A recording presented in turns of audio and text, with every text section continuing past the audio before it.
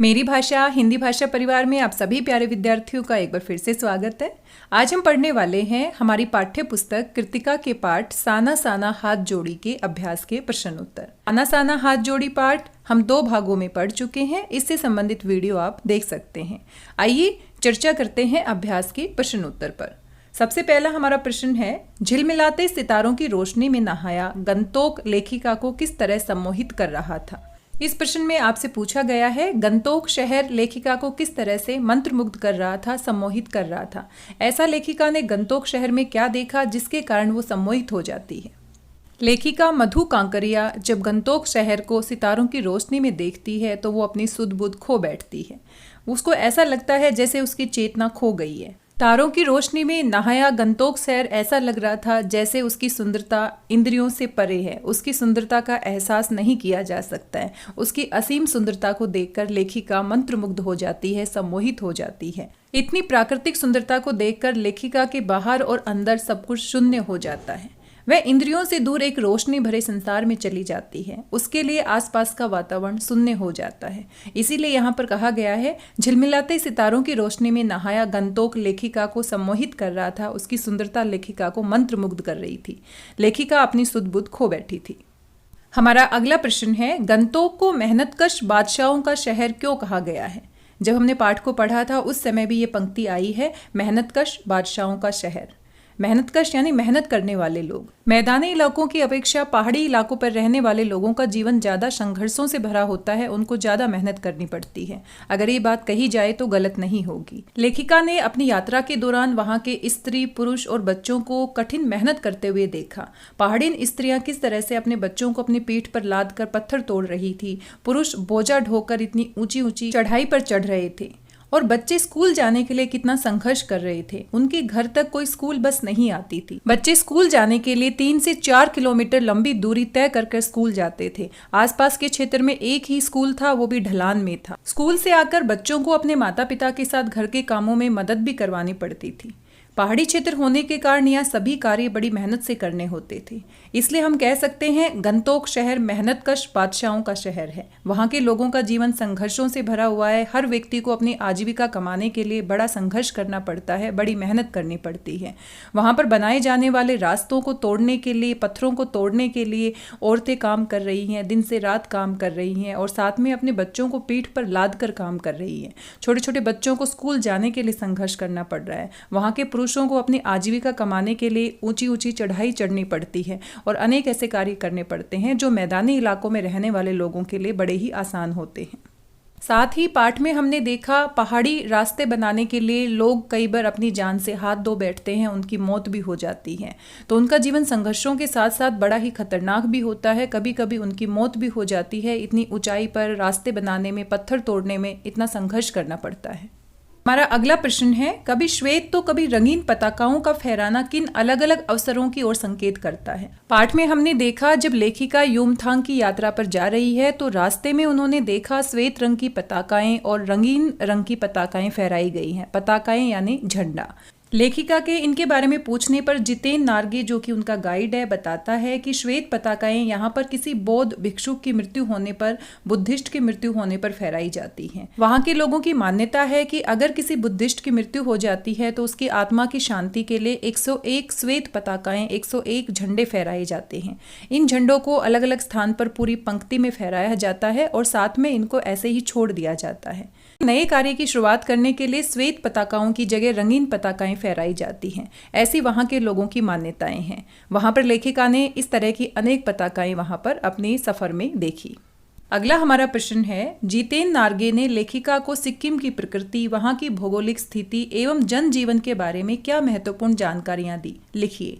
पूरे पाठ के दौरान जो हमने वहां की प्राकृतिक सुंदरता के बारे में, भौगोलिक स्थिति के बारे में और जनजीवन के बारे में महत्वपूर्ण बातें बताई गई हैं, उन्हीं सभी को यहाँ पर अपने प्रश्न के उत्तर में लिखना है। जितेन नार्गे लेखिका को यात्रा के दौरान अनेक ऐसी महत्वपूर्ण बातें बताते हैं जिससे लेखिका को अनेक बातें पता चलती हैं। जितेन नार्गे बताते हैं यहाँ का जीवन मैदानी इलाकों में रहने वाले लोगों के जीवन से बिल्कुल अलग है। यहाँ के लोगों का जीवन संघर्ष से भरा है, सरल नहीं है। यहाँ कोई भी व्यक्ति कोमल या नाजुक नहीं मिलेगा, ना ही कोई व्यक्ति वर्बीला मिलेगा। वर्बीला यानी जिनका पेट बढ़ा हुआ है। यहाँ के लोगों को शारीरिक मेहनत बहुत करनी पड़ती है और शारीरिक मेहनत करने के कारण, पसीना बहाने के कारण यहाँ के लोगों को, यहाँ के शहर को मेहनतकश बादशाहों का शहर भी कहा गया है। मैदानी क्षेत्रों की तरह यहाँ कोने कोने पर स्कूल नहीं है और ना ही बच्चों को स्कूल बस घर से लेने आती है और स्कूल तक छोड़ती है। यहाँ के बच्चों को स्कूल जाने के लिए 3 से 4 किलोमीटर दूर पैदल चलना पड़ता है और चढ़ाई पर चढ़ना पड़ता है। साथ में स्कूल के बाद माता पिता के घर के कामों में मदद करवानी पड़ती है। पशुओं को चराने जाना पड़ता है, पानी भरना, जंगल से लकड़ियों के भारी भारी गट्ठर सिर पर ढोकर लाना, ये सभी यहाँ के स्कूली बच्चों को करने पड़ते हैं। साथ में जो औरतें हैं उनको भी अपने बच्चों के साथ बच्चों को पीठ पर बांधकर मेहनत करनी पड़ती है ताकि वो अपनी आजीविका कमा सकें। सिक्किम की प्रकृति जितनी कोमल और सुंदर है, वहाँ की भौगोलिक स्थिति और जनजीवन उतना ही कठोर है। जितनी सुंदरता वहाँ की प्रकृति में फैली हुई है, उतना ही संघर्ष भरा वहाँ के लोगों का जीवन भी है। और यही बात मधु कांकरिया जी भी महसूस करती है। जब वो वहाँ की सुंदरता को देखती है तो मंत्रमुग्ध हो जाती है, सम्मोहित हो जाती है, लेकिन बाद में उसका मन संवेदना से भर जाता है जब वो पहाड़ी औरतों को काम करते हुए देखती है, पत्थर तोड़ते हुए देखती है, स्कूल के बच्चों के बारे में जानती है और वहाँ के लोगों के संघर्ष के बारे में जानती है। वहाँ की प्रकृति और प्राकृतिक सुंदरता की बात की जाए तो कटाओ शहर देखा लेखिका ने, जो कि भारत का स्विट्जरलैंड कहा जाता है।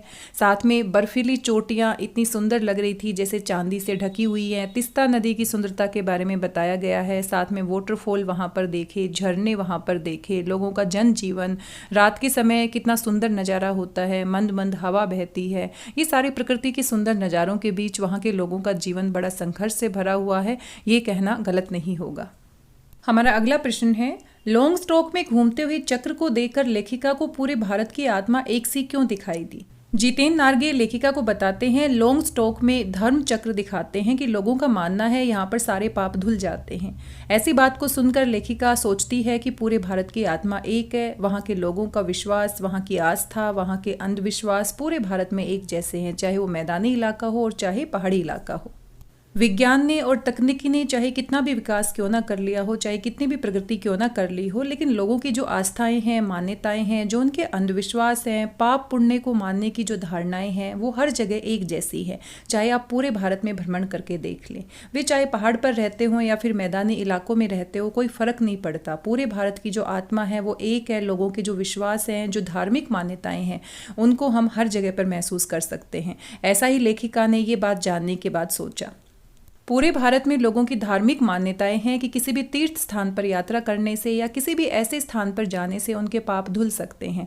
ऐसा ही माना जाता है कि यहाँ पर जो धर्म चक्र है उसको चलाने से, उसको घुमाने से जो भी लोग हैं उनके पाप धुल जाते हैं। हमारा अगला प्रश्न है, जितेन नार्गे की गाइड की भूमिका के बारे में विचार करते हुए लिखिए कि एक कुशल गाइड के क्या गुण होते हैं।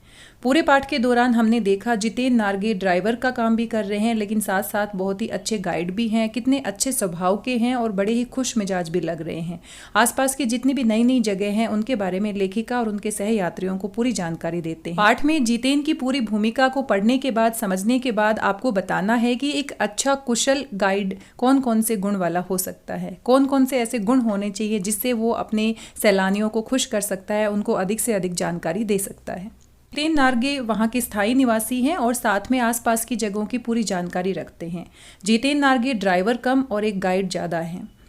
उसे सिक्किम और उसके आसपास के क्षेत्रों की भरपूर जानकारी है। जितेन एक ऐसा गाइड था जो जानता था कि पर्यटकों को असीम संतुष्टि कैसे दी जा सकती है, अपने पर्यटकों को कैसे खुश किया जा सकता है। इसलिए वह लेखिका और उसके सहयात्रियों को सिक्किम घुमाते हुए बर्फ दिखाने के लिए कटाव तक ले जाता है।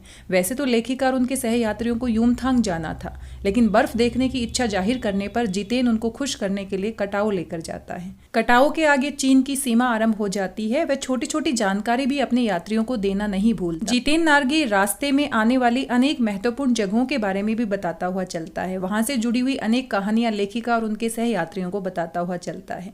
यात्रियों की थकान उतारने, उनके मन को बहलाने के लिए वह उनकी पसंद के संगीत का इंतजाम भी करता है।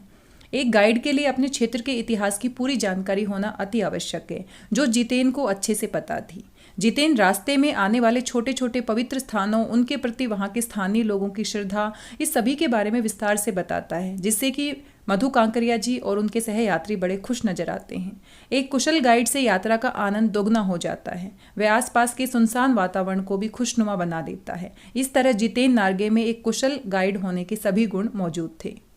हमारा अगला प्रश्न है, इस यात्रा वृत्तांत में लेखिका ने हिमालय के जिन जिन रूपों का चित्र खींचा है उन्हें अपने शब्दों में लिखिए। साना साना हाथ जोड़ी पूरे यात्रा वृत्तांत में मधु कांकरिया हमें हिमालय के अनेक रूपों के बारे में बताती है। उन सभी रूपों के बारे में हमें यहाँ विस्तार से लिखना है। लेखिका अकेली यात्रा नहीं कर रही है, उनके साथ उनके सहयात्री भी हैं। इस यात्रा वृत्तांत में लेखिका ने हिमालय के जिन जिन रूपों का चित्र खींचा है, आइए उनके बारे में जानते हैं। लेखिका का यात्री दल युमथांग जाने के लिए जीप द्वारा आगे बढ़ रहा था। जैसे जैसे ऊंचाई की ओर जा रहे थे वैसे वैसे हिमालय के रूप को बदलता हुआ देख रहे थे। हिमालय का वैभव और विराट रूप सबके सामने आता जा रहा था। हिमालय विशालकाय होता है। आसमान में फैली घटाएं गहराती हुई पाताल नापने लगी थी। कहीं कहीं किसी चमत्कार की तरह फूल मुस्कुराने लगे थे। हिमालय की सुंदरता है, जैसे जैसे वो ऊंचाई पर जा रहे थे वैसे वैसे उसकी विशालता को, विराट रूप को और अच्छे से महसूस कर रहे थे। सारा वातावरण अद्भुत शांति प्रदान कर रहा था। वहां पर किसी प्रकार का शोर शराबा नहीं था। लेखिका हिमालय के पल पल बदलते स्वरूप को अपने भीतर समेट लेना चाहती थी। इतनी विशाल और इतनी विराट सुंदरता को वो अपने अंदर समा लेना चाहती थी। उसने हिमालय को मेरे नगपति, मेरे विशाल कहकर सलामी दी। नगपति यानी पर्वतों का राजा। विशाल रूप को देखकर वो इतनी आनंदित हो जाती है। उसको आध्यात्मिक रूप के दर्शन होते हैं और अपने अंदर शांति को महसूस करती हैं। हिमालय कहीं चटक हरे रंग का मोटा कालीन ओढ़े प्रतीत हो रहा था, कहीं हल्के पीलेपन का कालीन दिखाई दे रहा था। हिमालय का स्वरूप कहीं कहीं प्लस्तर उखड़ी दीवारों की तरह पथरीला लग रहा था। कहीं पर हरियाली छाई हुई थी, कहीं पर पीले रंग के फूल खिलखिला रहे थे, कहीं पर चांदी जैसी सफ़ेद बर्फ की चादर थी, कहीं पर ऐसे लग रहा था जैसे उखड़ी दीवारों के प्लस्तर के समान पथरीला हिमालय दिख रहा था। सब कुछ लेखिका को जादू की तरह छाया और माया का खेल लग रहा था। ऐसे लगता था जैसे किसी जादूगर ने छड़ी घुमा दी हो और ये इतना सुंदर नज़ारा उनकी आंखों के सामने आ गया हो। हिमालय के बदलते रूप को देखकर जितनी ऊंचाई पर लेखिका जा रही थी, जितने आगे लेखिका बढ़ रही थी, उतने ही अनेक स्वरूप हिमालय के उनके सामने आ रहे थे। लेखिका सोचती है कि इतने विशाल और इतने सुंदर और इतने अनुपम दृश्य के कारण ही ऋषि मुनि यहाँ पर वेदों की रचना करते होंगे। अगर कोई अपराधी, बड़े से बड़ा अपराधी भी हिमालय के इस स्वरूप का दर्शन कर लेगा तो वो भी अपराध करना भूल जाएगा।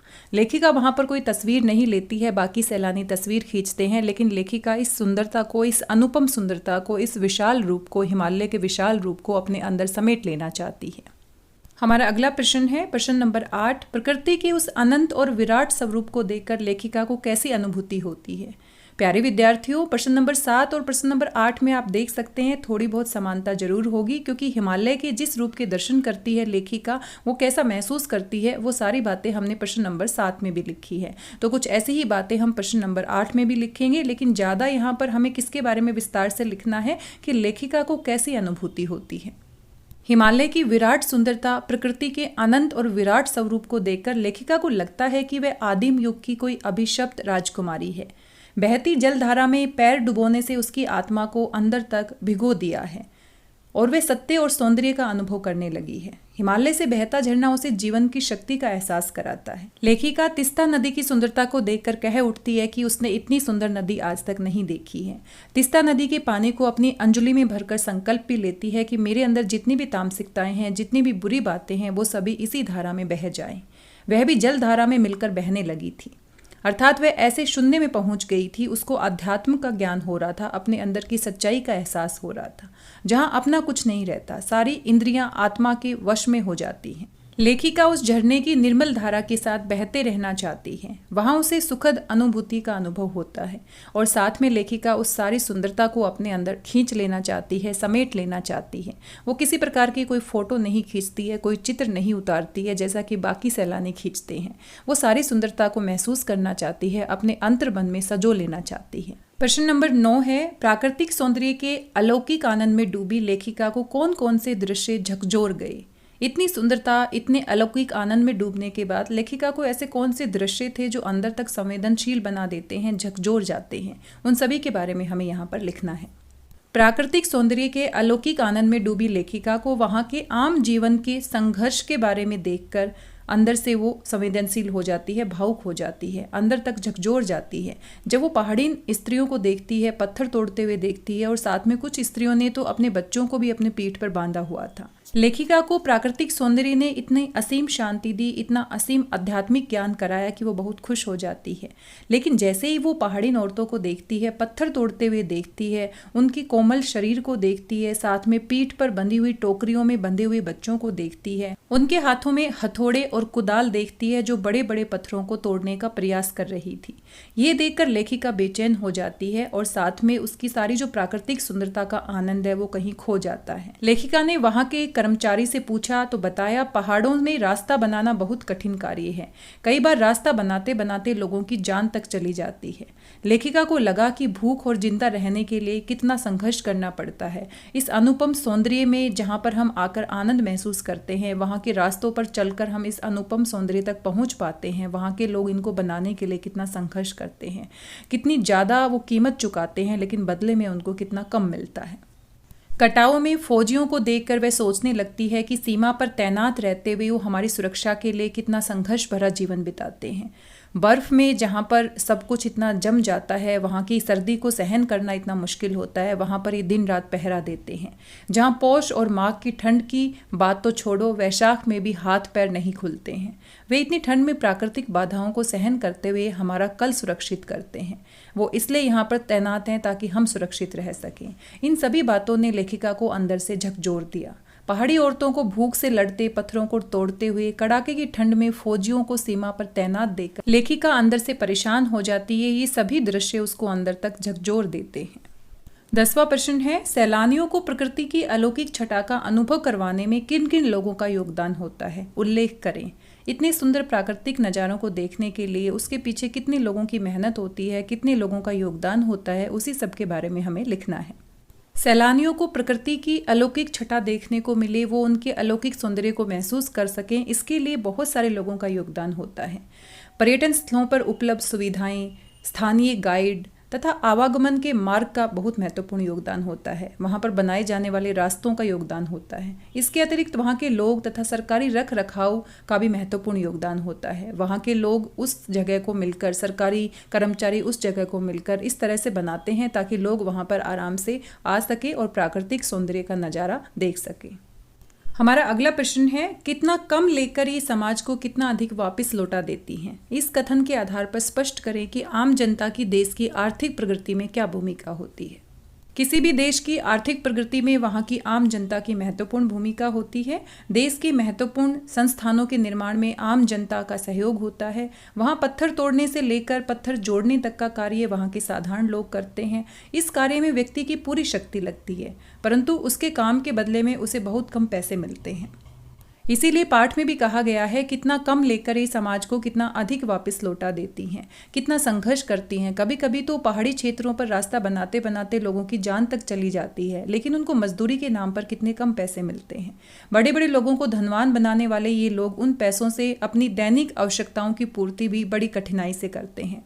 कितने सारे सैलानी आते हैं जिससे सरकार को इतना सारा फायदा होता है, पर्यटन स्थल पर जाते हैं, लेकिन वहाँ के रास्तों का निर्माण करने वाली औरतें, वहाँ के लोग कितना संघर्ष करते हैं और मजदूरी के नाम पर उनको बहुत कम मिलता है।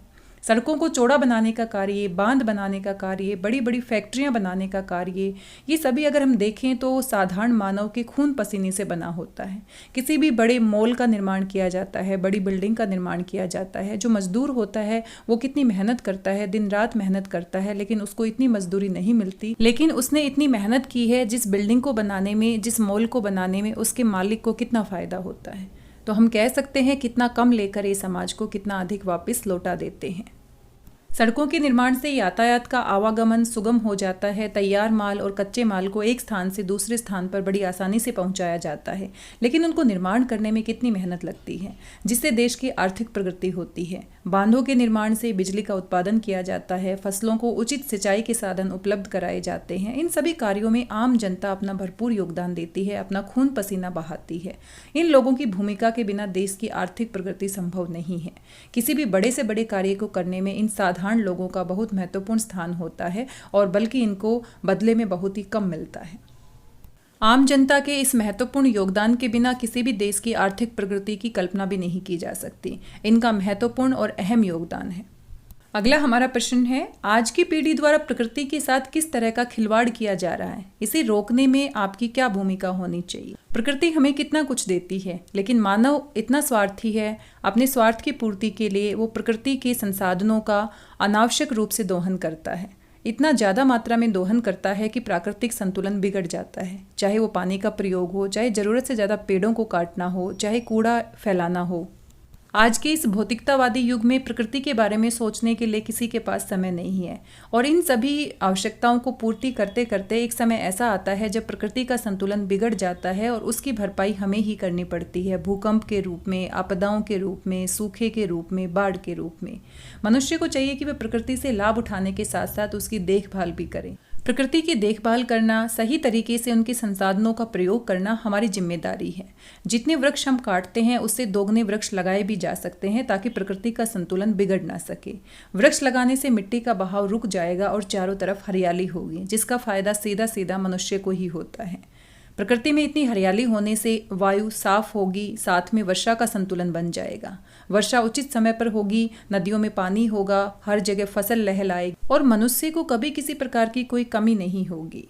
नदियों के जल में गंदगी नहीं डालनी है, साथ में औद्योगिक संस्थानों से निकलने वाले गंदे पानी की निकासी सही तरीके से करनी है ताकि पानी दूषित ना हो। कृषि योग्य भूमि का दुरुपयोग नहीं करना है। सरकार को भी प्रकृति का संतुलन बनाए रखने के लिए उचित और कठोर नियम बनाने चाहिए ताकि लोग उनका दुरुपयोग ना कर सके, लोग नियम का पालन करें।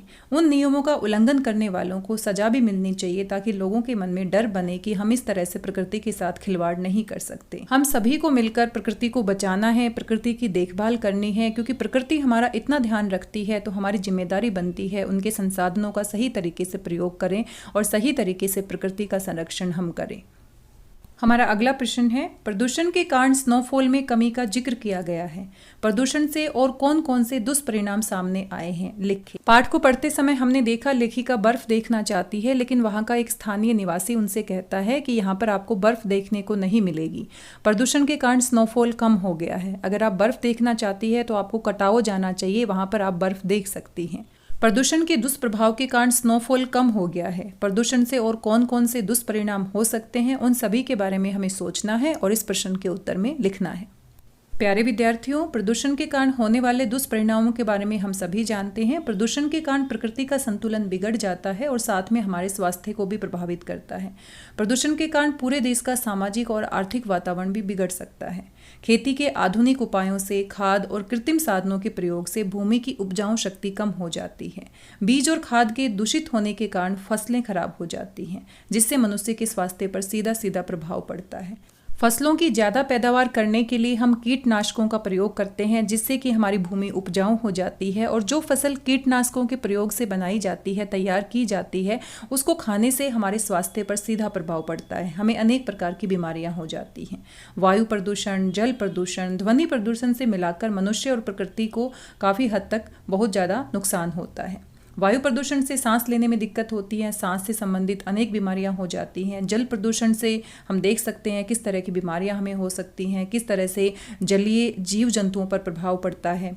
ध्वनि प्रदूषण से बहरेपन की समस्या हो सकती है। दिन प्रतिदिन इतना प्रदूषण हो रहा है कि मानव जो है वो साधारण जीवन नहीं जी पा रहा है। इससे मानव के स्वभाव पर भी बुरा असर पड़ता है। प्रदूषण की इस समस्या से निपटने के लिए युवा पीढ़ी को जागरूक होना होगा और हमें इन प्रदूषणों से अपने आप को बचाना होगा। उसके लिए सरकार भी अनेक कार्यक्रम चला सकती है, लोगों में जागरूकता फैला सकती है। साथ ही प्रदूषण संबंधी कुछ नियम भी बनाने चाहिए और नियम का दृढ़ता से पालन होना चाहिए और उनको लागू किया जाना चाहिए ताकि लोगों में जागरूकता फैले और कोई नियम का उल्लंघन करता है तो सजा का प्रावधान भी किया जाना चाहिए ताकि लोग नियमों का सही तरीके से पालन करें और प्रकृति को बचाएं, प्रकृति की संतुलन को बनाए रखें। अगला हमारा प्रश्न है, कटाओ पर किसी भी दुकान का न होना उसके लिए वरदान है। इस कथन के पक्ष में अपनी राय व्यक्त कीजिए। हमने देखा कटाओ को भारत का स्विट्जरलैंड कहा गया है और इतना सुंदर है कि मणि भी कहती है कि मैं स्विट्जरलैंड गई हूँ, लेकिन यहाँ की सुंदरता वहाँ से ज़्यादा है। वहाँ पर कोई आसपास दुकान नहीं है। और दुकान ना होने की वजह से लोग वहाँ पर सामान नहीं खरीद सकते तो वहाँ पर कूड़ा भी नहीं फैला सकते। इसीलिए कटाओ इतना सुंदर है, वहाँ पर किसी प्रकार की कोई गंदगी नहीं है। साथ में जितेन बताते हैं कि हम पहाड़ी लोग यहाँ पर गंदगी नहीं फैलाते हैं क्योंकि हम प्रकृति का सम्मान करते हैं और हमें गंदगी नहीं फैलानी चाहिए। हम कह सकते हैं कटाओ पर किसी भी दुकान का न होना उसके लिए वरदान है। कटाओ को भारत का स्विट्जरलैंड कहा गया है। यहाँ की प्राकृतिक सुंदरता असीम है, जिसे देखकर सैलानी स्वयं को ईश्वर के निकट समझते हैं। वहाँ जाकर उनको अद्भुत शांति मिलती है। यदि वहाँ पर दुकानें खुल जाती हैं तो लोगों की भीड़ भाड़ बढ़ जाएगी, जिससे वहाँ गंदगी और प्रदूषण भी फैलेगा। लोग सफाई संबंधी नियमों का पालन भी नहीं करते हैं। वस्तुएं खा पी कर वहीं पर सामान इधर उधर फेंक देते हैं। लोगों का आना जाना बढ़ने से जैसे युमथांग में स्नोफॉल कम हो गया है, वैसे ही प्रदूषण के कारण कटाओ में भी स्नोफॉल कम होने की संभावना है। कटाओ के वास्तविक स्वरूप में रहने के लिए यहाँ किसी दुकान का न होना उसके लिए वरदान के समान है। अगला प्रश्न है, प्रकृति ने जल संचय की व्यवस्था किस प्रकार की है? जल संचय यानी पानी को इकट्ठा करना। पाठ पढ़ते समय हम देखते हैं लेखिका हिमालय की सुंदरता में खोई रहती है, लेकिन जो मणि है, उनकी सहयात्री है, वो कहती है प्रकृति कितनी अद्भुत है, प्रकृति ने कितनी अच्छी जल संचय की व्यवस्था की गई है।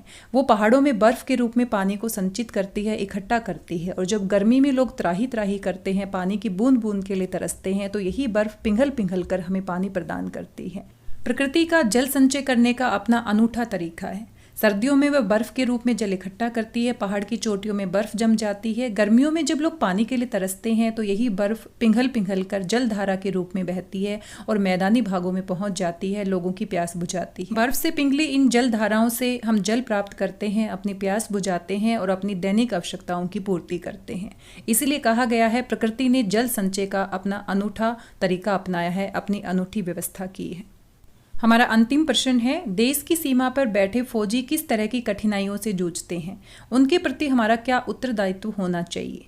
कटाओ की यात्रा करते समय लेखिका वहां पर फौजी छावनियां देखती है और वहां पर तैनात फौजियों की जीवन शैली को देखती है। वहां एक फौजी से पूछती भी है कि आपको यहाँ कैसा लग रहा है, इतना मुश्किल जीवन आप कैसे बिता पाते हैं? और वो हंसकर एक उदासी भरी हंसी के साथ कहते हैं कि आप सुरक्षित रह सकें, इसीलिए हम यहाँ पर तैनात हैं। देश की सीमा पर तैनात फौजियों को कई तरह की कठिनाइयों का सामना करना पड़ता है। बर्फीले क्षेत्रों में तैनात फौजी बर्फीली हवाओं और तूफानों का सामना करते हैं। बर्फीले क्षेत्रों में तापमान इतना कम होता है, -डिग्री में तापमान चला जाता है, और वहां पर रहना, वहां की ठंड को सहन करना असहनीय होता है। पौष और माघ की ठंड में वहां पेट्रोल के अतिरिक्त सब कुछ जम जाता है। कितना मुश्किल होता है वहां पर रहना। फौजी बड़ी मुश्किल से अपने शरीर के तापमान को सामान्य रखते हुए देश की सीमा की रक्षा करते हैं। वहां आने जाने का मार्ग इतना खतरनाक होता है, इतना संकरा होता है, जिस पर से गुजरते हुए किसी के भी प्राण जाने की संभावना बनी रहती है। ऐसे रास्तों पर चलते हुए फौजी अपने जीवन की परवाह न करते हुए हमारे देश के लिए अपने प्राणों की बाजी तक लगा देते हैं। भारतवासी सुरक्षित रहें, देश के निवासी सुरक्षित रहें, इसलिए वो इतना कठिन जीवन व्यतीत करते हैं। देश की सीमा की रक्षा करने वाले फौजियों के प्रति आम नागरिकों का महत्वपूर्ण कर्तव्य बन जाता है कि वे उनके परिवार की खुशहाली के लिए हमेशा कोशिश करते रहें, जिससे कि लोग बेफिक्र होकर सीमा पर मजबूती से अपना फर्ज निभा सकें। समय समय पर उनका साहस बढ़ाने के लिए हमें अनेक कार्यक्रमों का आयोजन करना चाहिए, हमें उनका सम्मान करना चाहिए, हमें उनका सहयोग करना चाहिए। देशवासियों को भी मिलजुल कर रहना चाहिए, एक दूसरे के साथ शांति के साथ रहना चाहिए, ताकि किसी प्रकार का तनाव, आंतरिक तनाव देश में ना हो और ना ही बाहरी तनाव हो पाए। हमें अपने वीर सिपाहियों का, अपने वीर फौजियों का सम्मान करना चाहिए, उनके परिवार का सम्मान करना चाहिए, उनके कर्तव्य के महत्व को समझना चाहिए। फौजियों से हम अनुशासन और विपरीत परिस्थितियों में किस तरह से डटकर मुकाबला किया जाता है, ऐसे गुण हम सीख सकते हैं। हमेशा उनका सम्मान करें, हमेशा उनके संघर्ष को सलामी दें, और इस प्रकार से हम अपना उत्तरदायित्व उनके प्रति निभा सकते हैं। प्यारे विद्यार्थियों, इस प्रकार से आज के वीडियो में हमने पूरे पाठ के अभ्यास के प्रश्न उत्तर पर चर्चा की है। ये जो प्रश्न है, इनके उत्तर आप अपने विचारों के हिसाब से भी दे सकते हैं। पाठ से संबंधित जो भी बातें हैं वो आप अपने शब्दों में लिख सकते हैं। आपके मन में अगर कोई नया विचार आता है तो वो भी आप अपने प्रश्न के उत्तर में लिख सकते हैं, क्योंकि जितने प्रश्न के उत्तर आप खुद से बनाकर लिखेंगे उतने ही उत्तम रहेंगे, उतने ही बेहतर माने जाएंगे। और मेरा हमेशा से मानना है कि आप सभी लोग इससे भी अच्छे उत्तर बनाकर लिख सकते हैं। जो भी हमारी हेल्प बुक होती है, गाइड होती है, उसमें जो भी उत्तर दिए जाते हैं उनको कॉपी करने की आवश्यकता नहीं होती है। उनसे हम समझ सकते हैं, उनकी सहायता ले सकते हैं और सहायता लेकर अपने विचारों को अभिव्यक्त कर सकते हैं, अपने उत्तर हम खुद बना सकते हैं। प्यारे विद्यार्थियों, आज के इस वीडियो में बस इतना ही। आशा करती हूँ आपको वीडियो अच्छा लगा होगा, आपको प्रश्न समझ में आए होंगे। मिलते हैं अगले वीडियो में किसी और नए टॉपिक के साथ। तब तक अपना ध्यान रखिए, स्वस्थ रहिए, व्यस्त रहिए, मस्त रहिए और खुश होकर पढ़ते रहिए। मेरी भाषा हिंदी भाषा परिवार से जुड़ने के लिए आप सभी का धन्यवाद, बहुत बहुत धन्यवाद।